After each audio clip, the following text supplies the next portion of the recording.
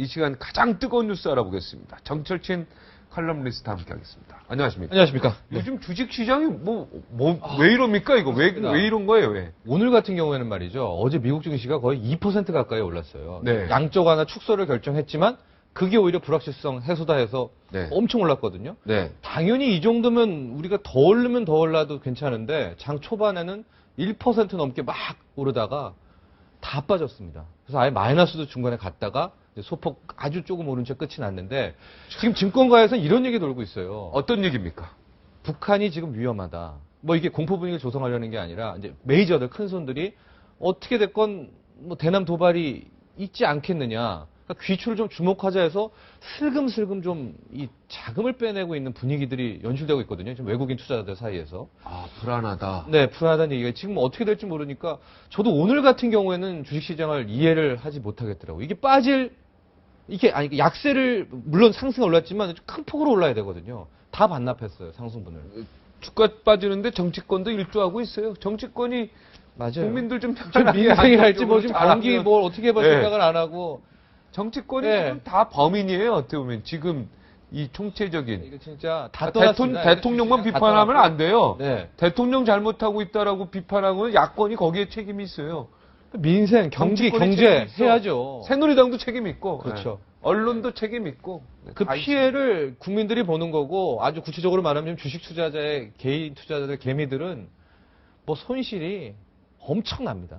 오늘 같은 날은 좀 한번 해볼까 하는데도 오늘도 막 이렇게 다 흐지부지한채 끝이 났으니까 굉장히 안타깝죠. 지금 10,000포인트 됩니까? 코스피가 어떻게 됩니까? 코스피는 지금 2,000을 깨진 지 오래고요. 네. 1960이요? 네, 이쪽 사이에서 움직이고 있는데. 이명박 대통령이 5,000까지 하겠다고 올리겠다고 그때 대통령 될 때 얘기하셨는데. 근데 지금 중요한 건 아예 일각에서는 뭐 이 북한 이슈가 이게 꽤 간다. 내년까지도 계속 불안정하게 가면 코스피 2,000을 한 몇 년간 다시 못 보지 않, 물론 이게 비관론자들의 얘기입니다만, 이런 얘기가 나올 정도인데도 정부는 경제, 경기, 외환, 주식시장 전혀 신경 안 쓰고 지금 이러고 있으니까 참. 네. 뜨거운 뉴스 할까요? 네. 네. 뜨거운 뉴스 합시다. 네. 흥분하지 마시고. 이정현 홍보수석. 소통 불통이 또 네. 첫 번째입니다. 네. 이분이 이런 말 했어요. 원칙대로 하는 게 불통이라고 하면 네. 자랑스러운 불통이다. 그게 문제였어요. 어제였습니다.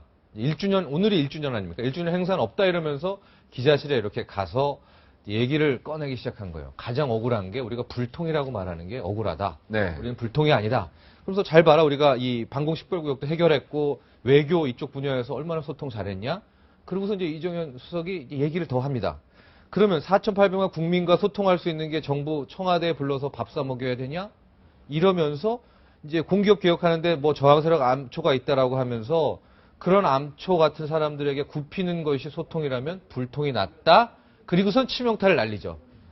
그런 불통은 자랑스러운 불통이다. 네. 이게 터져버린 겁니다. 그래서 이제 네티즌들, 인터넷 여론도 뜨겁고요.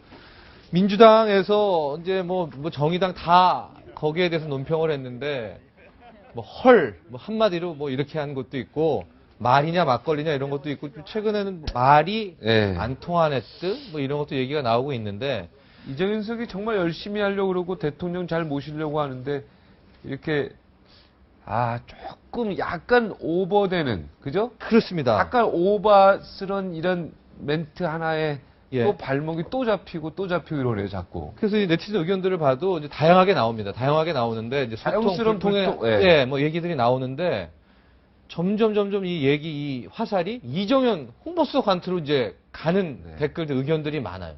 자랑스러운 불통 이 단어는 빼버렸어야 됩니다. 예. 그러면 괜찮았는데. 하고 요즘에 어르신들 우리 시청자들분들 사이에서도 현재 청와대 대변인이 이정현 홍보수석을 대변인으로 알고 있는 분들이 요즘에 꽤 되세요. 김행 대변인이 지금 어떻게 아프신가 아닌데 아프신 것 같진 않은데. 그렇죠. 버젓이 청와대 대변인이 있는데 예. 왜 이렇게 이정현 홍보수석이 이런 쪽에 이 대변인이 할 역할을 나서서 이렇게 오버를 할까? 여기에 대해서는 좀 비판과 지적이 많습니다. 네, 원래 수석은 나서지 않습니다. 그렇죠. 홍보수석은 오히려 시스템 쪽을 네. 만져야 되죠. 지휘에서 네. 전체 지휘하죠. 네. 그래서 일각에서는 지금 남자 대변인이 없지 않습니까? 공석이니까 네. 필요하다. 빨리. 아니, 옛날부터 대변인은 한 명이었습니다. 언제부터 뭐 남자 대변인, 여자 대변인 이런 거 없었습니다. 이제 김행 대변인 분발해야 되겠죠. 예, 나서야 되는데. 대변인 청와대는 한 명이었습니다. 네. 좀 필요하다. 네. 자, 저기 박정희 앵커, 뭐. 자, 이거 두 번째 갑시다. 두 번째 바로 갈까요? 통상임금.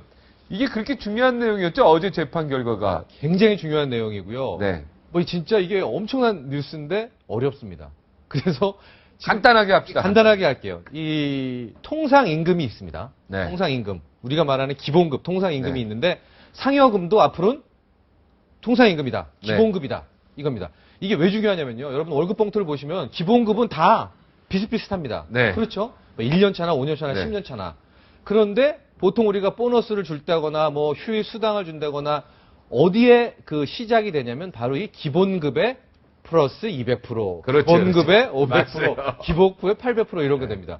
그런데 그동안에는 우리가 이 상여금 받았던 게 기본급이 없었던 거예요. 근데 이번 대법원 최종 판결을 통해서 상여금도 기본급이다.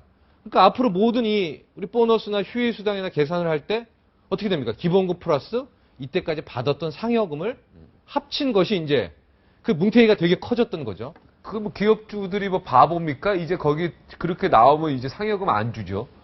그래서 이게 지금 재계도 그렇고 또 노동계도 같이 떠들썩합니다. 왜냐하면 연봉제로 실은 된 곳은 상관이 없지만 연봉제는 여기에 해당이 없어요. 없습니다. 없어요. 대기업 중에서도 연봉제가 안 단 곳 이런 곳은 만에 하나 이제 내년도 임금 한 2% 오른다고 하면 이제 합친 채로 오르지 않습니까? 그러니까 한 7, 8% 오르는 효과가 있는 거예요. 그러니까 대환영이죠. 이제 상여금 안 주죠. 그럼. 그런데 이제 바로 그런 의견들이 나오고 있는 거예요. 재계에서는 네. 뭐 한국 떠나야 된다. 이렇게 뭐 임금비 부담 크냐 뭐 이렇게 되는데 이제 관련해서 댓글들 많이 나옵니다. 네, 많이 어떤 나오는데 댓글 나옵니까? 다양한 댓글이 있었습니다. 근데 그 제가 좀 꼽았던 거는 이겁니다. 이 PNC 93님이 내린 건데 이 어제 판결들은 뭐 재계가 불리하다, 뭐 노동계가 유리하다 이런 게 아니라 기존에 있었던 임금 체계가 조금 모순이 컸다. 왜냐면 기본급이 요만큼이었던 거 거기에다가 하지 않았습니까? 그러니까 상여금 1000% 뭐 2000% 해봤자 기본급이 워낙 작았으니까. 때문에 예. 그렇게 큰 의미가 없었어요. 그러니까 임금 체계를 정상화한 것이다. 그러니까 근로자가 그동안 못 받았던 거 받은 거니까 뭐 판결에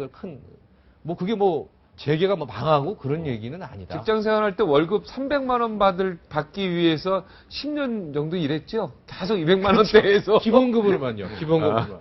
그러니까 이제 기본급이야 뭐 100만 원대로 오랫동안 받았잖아요. 네. 네. 그럼 이제 저기 표를 하나 우리 준비해 서로 아픈 얘기지만 그 상여금이 뭐가 이제 통상 임금이 되는 거냐, 네. 기본급이 되는 거냐인데 상여금도 볼게요. 근데 여기서도 주의해야 될 게 확정돼 있는 이 정기적인 지급이 있는 상여금은 포함이 됩니다. 이제 네. 기본급에. 그런데 인센티브 같은 거, 결과에 따르는 것들은 이번에 이 통상 임금으로 되질 않아요. 네. 성과급 같은 경우에도 뭐 어느 정도 걷었을 때 나오는 이런 좀 임의적인 지급들은 다 안 되고 네. 항상 몇 프로 확정돼 있는 것들만 포함이 되고요. 이게 근데 소급이 안 되죠.